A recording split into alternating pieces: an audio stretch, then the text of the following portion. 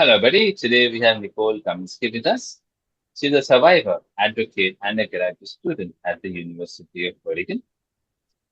She has a bold vision to create a shelter that supports women, children, and pets who have survived violence.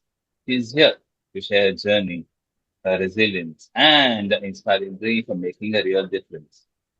Before we begin, I would like to welcome Nicole to our channel and thank her very much for making the time and speaking with us. Thank you so much, Nicole, and welcome to our channel. Thank you. Thank you for having me. Nicole, please tell us, where are you from? I'm originally from Pittsburgh, Pennsylvania, but I grew up outside of Washington, D.C. in Northern Virginia when my dad's government job moved us. So I've lived there as a child. What first drew you to nonprofit management and advocacy? Yes. So what first drew me to nonprofit advocacy was this dream that I had, leaving the first time I tried to leave my abusive marriage, the shelter we were at in Virginia. It was really crowded. It wasn't dog friendly, so I wasn't able to initially leave, and I stayed with him for years, and that really stuck with me, not having options. Um, about a year and a half ago, I was working at the local hospital here in Eugene, Oregon. It was in Springfield, Oregon, the hospital, and I live in Eugene, and they capped my hours, but a lot of people go to school there, and I had heard of the University of Oregon and heard about their nonprofit management program. And I always had the dream if I had $1 million, I opened my own nonprofit and help women and build a place that I always wish I had to go. So that's how I got into nonprofit advocacy, just learning that the curriculum exists. And I've been educating myself to combine that with my personal experience to help other survivors.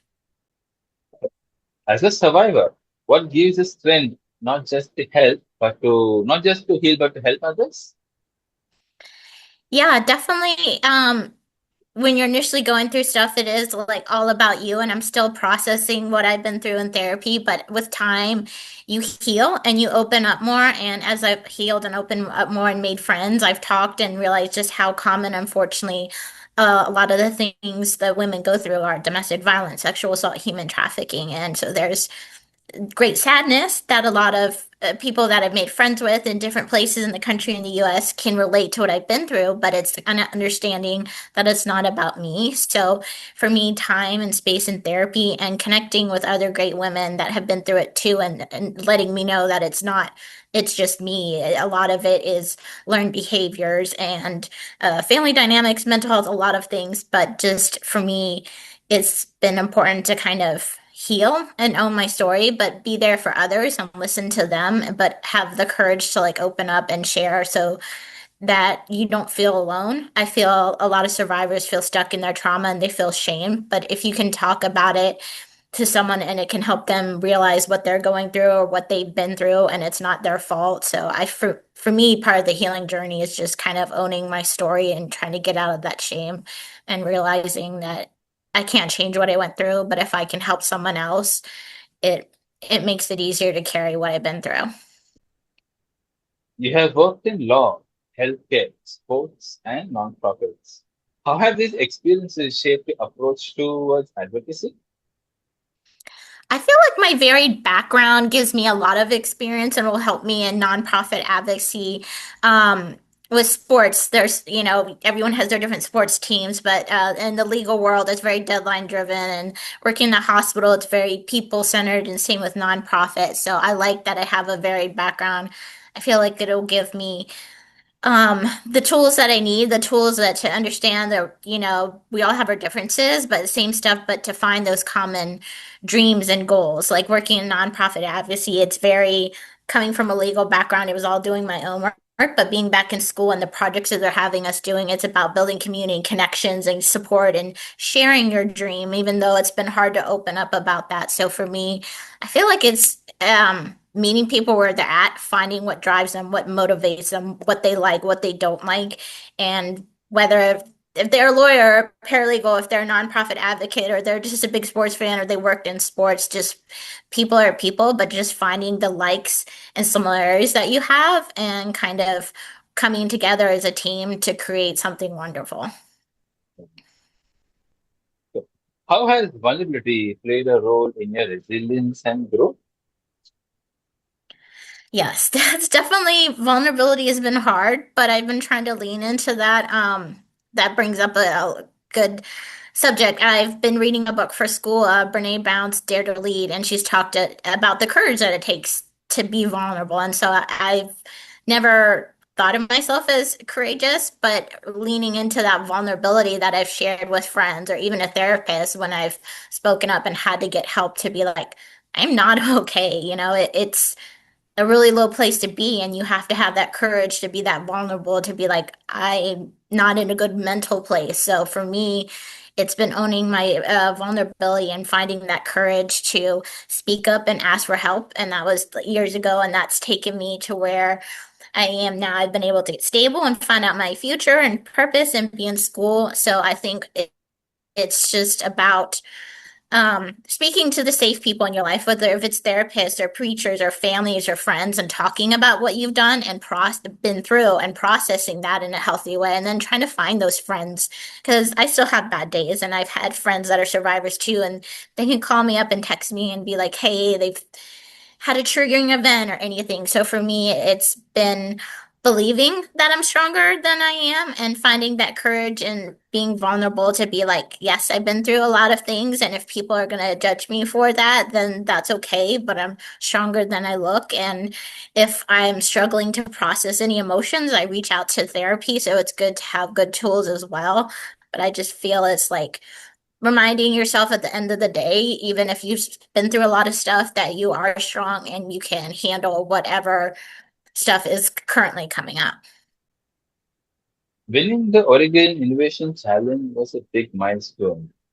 How did the idea for Reimagine shelter begin?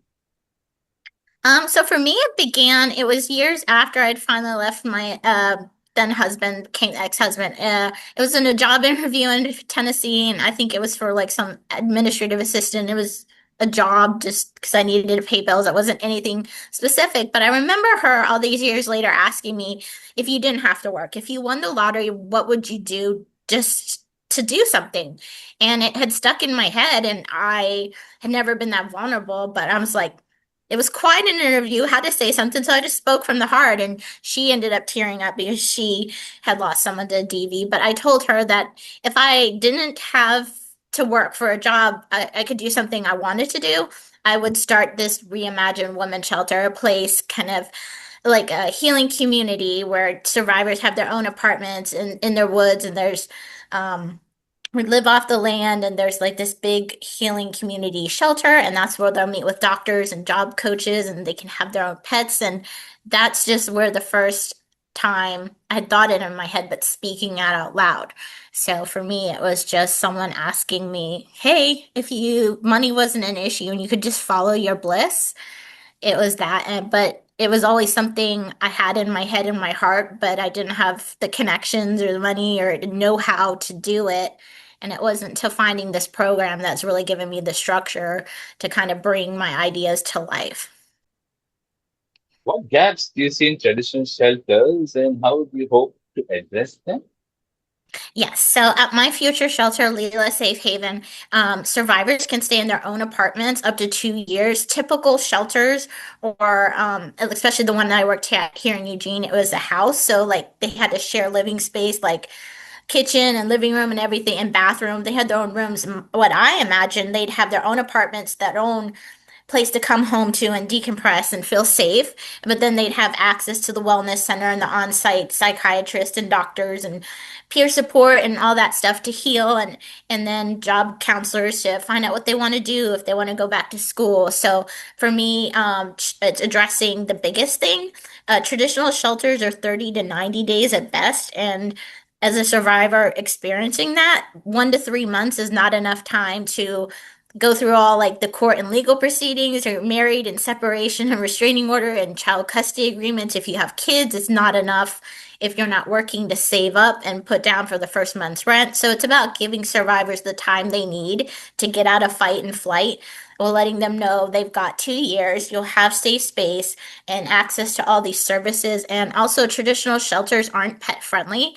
And here in America, the last time I looked at statistics, it was like something like a little over 70% of Americans have pets. So, and I've talked to other survivors, and that was for me. I have my little beagle who's sleeping soundly. He's 14, but I got him when he was a puppy, so I'm very bonded to him. But survivors don't often leave because, uh, and that's the same case here in Eugene and so many other states where I've lived and looked into places.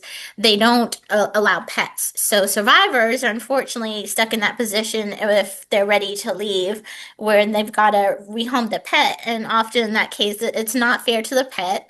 If there's not a kill shelter or family or friends, so then it's overburdening an already high pet population. And also, like for me and other survivors I've talked to, pets, they're nice to us, they love us, and we're going through something terrible. And to have to be in that situation where you're having to give up someone that you love and that loves you unconditionally and hasn't hurt you, I feel it's compounding the trauma that survivors have to go through. So at L.I.L.A Safe Haven, all pets, they'll have to be like neutered and up to date in shots, but pets will be allowed to be kept in their apartment and they'll have an on-site like doggy park, I imagine. So that way women and children and pets can be together because they're all families and no one should be separated. How has studying nonprofit management shaped your vision and strategy? Um, it's definitely given me the structure that I needed. I mean, now I'm in my second year of my master's program, so it was an idea, but I definitely, it was just the vision was very far off. And now it's like, okay, I see the trees, but I'm kind of clearing the trees, and now like I'm seeing the pathway to get to that vision. So it's given me connections and communities and ideas, and it's giving more like structure and guidance being in this program of meeting right people and knowing I'm focusing on land and then fundraising and getting incorporated and getting people um, together who are going to be on my board. And I've spent the summer thinking about lists of billable services to kind of show people when I start meeting with investors that like, hey, these are ideas of way we can make money. So for me, it's been a great place to school to talk to people when I've opened up and leaning into that courage and vulnerability, be like, hey, this is why I'm in school. This is what I want to do. This is what I'm thinking. And it's just kind of helped me come out of my shell and has given me a lot of great ideas. I met a lot of great people and just kind of following up on the next steps. I like as much as I'm an introvert with social anxiety disorder, like talking with people and bouncing off the ideas, I feel like my ADHD really comes in hand as being a budding entrepreneur to have this creative vision because I know it's going to be a lot, but times are tough in the nonprofit sector here in the US. But I've thinking of from like grow what I envision is an on-site bakery for the women. They can baked goods, then if they don't have job experiences, then they can go out and work in a bakery. And we'd also sell those bakeries, those goods to local communities. We'd bake our own fruits and vegetables and jams. And I love skincare and I plan on having a skincare one day. And if we grow the ingredients on the land in L.I.L.A Safe Haven, the survivors can have skincare ingredient products, but then we can sell those skincare products and use the money back in there. So for me, going back to school, it's just been great to have people to talk to bounce the ideas off and to get that validation, but then to be like, okay, that's a good idea. We'll go do this and this next step. And so it's just given me just the confidence and structure that I've lacked to like act on this dream. You balance advocacy, legal work, writing, and grad school. How do you keep yourself motivated? Um, I'm definitely motivated. It's more like keeping myself like grounded and making sure that I'm sleeping and taking care of myself. But we have all our down days, but for me, I keep myself focused on the dream. It's a combination of like fear of failure, of wanting to do something meaningful with my life, and it's definitely taken me a while to get here. And I feel we're all searching for that purpose, but it hits home, especially when you're a survivor and as you're working through the trauma. It's not easy to say that I shouldn't be here, I should be dead, and it's got so many emotions, like why me? And you can get angry and you can get stuck in it and bitter. For me, I'm grateful that I've gotten to the place to where I can't change my childhood and then it led to the marriage. I can't change my ex-husband, what he went through and that. And I can't change what other survivors has been through, but hopefully I can meet them sooner in their journey can meet them and then give them the tools and support and the community and the resources they need so that they can heal sooner. I know for myself, I'm still in my healing journey and trying to like medically get out of fight or flight. It takes years to actually feel safe in your own body. So I know I can't change what someone's been through, but our goal at L.I.L.A will be to help survivors heal sooner so that way they can heal and go back into the world and live life so they're not losing extra time on top of what they've already been through. Um, so for me, um, yeah, that's kind of the focus at Leela. 5 years from now, what will success look like for you and your nonprofit? 5 years from now, like I envision that Layla Safe Haven, the first location, will be here in Oregon, and it'll have been open for like 2 or 3 years. And it's been a success. We've had a lot of people come in and then stay in touch with us, and they're doing great, and they're healthy relationships, and they're out in the world and thriving and chasing their dreams. But also, then I would hope that um, whatever state it would be. I've been looking at statistics. So a lot of states have, I think California has high like DV, but like also like human trafficking. And Florida, Oklahoma's got high DV rates for both men and women. But building a network in a community, a support system, and then once we've been around for years, after 5 years, I would like to, and Leah's been around a couple years, be looking at other states and have made connections there and other land and setting up another Leela in another state and just continuing to grow that legacy and support system so that every survivor in every state has that safe haven and those support systems that they truly need. Because a lot of shelters, they exist, but they refer out to counselors. So if you're having a breakdown, you have to wait Monday to Friday, 9 to 5 to call. But at Leela Safe Haven, like you're going to live in your own apartment. There's going to have doctors. All you have to do is leave your apartment, walk into the wellness center, and there's going to be a doctor like when you're having a breakdown because you can't schedule your breakdown. So for me, it's really important to have all the resources that I envision on site for all these survivors in all the state, in every state. I know it's a big dream, but I'm determined to make it happen. But success looks like a Leela Safe Haven in every state. And in 5 years, I'd like to have one up for a couple years and focusing on the next one. What message do you want to share with people healing from trauma or beginning their own advocacy journey? Um, hmm. Definitely is something I've had friends tell me and therapists, give yourself grace, um, grace and patience and kindness.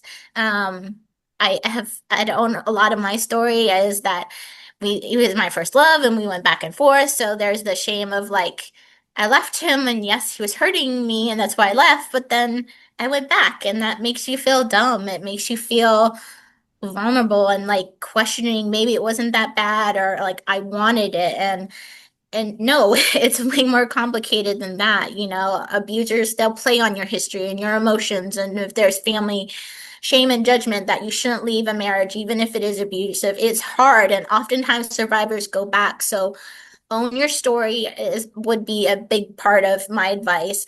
Don't deny it or repress it, whatever it is, own it fully, but also like own it. It is what it is. You don't have to shame yourself or feel worse than you've already been made to feel. And reach out to a friend, a counselor, a therapist, a clergyman, someone who is a safe space to you to talk and to process that. I feel like the sooner you can start emotionally and mentally healing it, the sooner it's going to become part of your past. And then you can start focusing on your future. So for me, for survivors, I would just tell them to, and I know I'm trying to take this to heart too, easier said than done, but just try to love yourself, be kind, learn that unfortunately this isn't a reflection on you at all, but unfortunately this isn't it's an epidemic, and there's so many reasons why it happens, but it's not a reflection on you, and you are in control of how you heal. So just be kind to yourself on the journey, be patient. You have good days and bad days, and I'm living proof of that, but just know that you survived and you for a reason, and there are going to be hard days, but the good days are going to be worth it to stick around. But just have patience with yourself as you learn to heal and learn to love yourself and find the joy in life again. Looking back, what advice would you like to give to your younger self? That one. Um, touching on what I mentioned with the last question, I'd learned to love myself. Definitely, that's been a hard one in therapy, and now that I'm older, realizing that I can see the trauma wound, the daddy wound, and realizing that um, I needed to love myself. I needed to have a healthy attachment style. I needed to learn boundaries. So just realizing that I wish I had been a healthier person before I met him, but I was young and we met in law school, and so I give myself the grace that you don't know what you don't know. But for me, I would just try to tell myself that as cliche it is, you can't look to a man to fix you or be happy, and you can't take care of a man. And that's definitely how like I was raised. My ex had a lot of issues, so I've learned that I need to work it on myself and my values on myself, not taking care of you or others.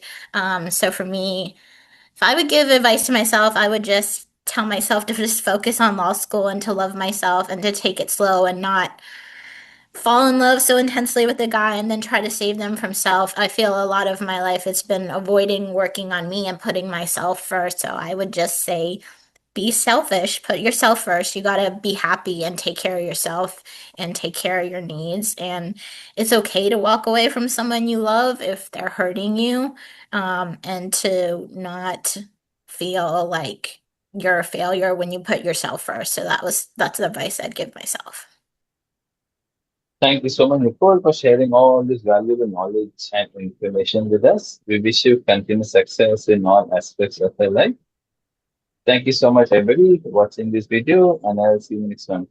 Thank you so much, Nicole, and have a good day. Thank you. You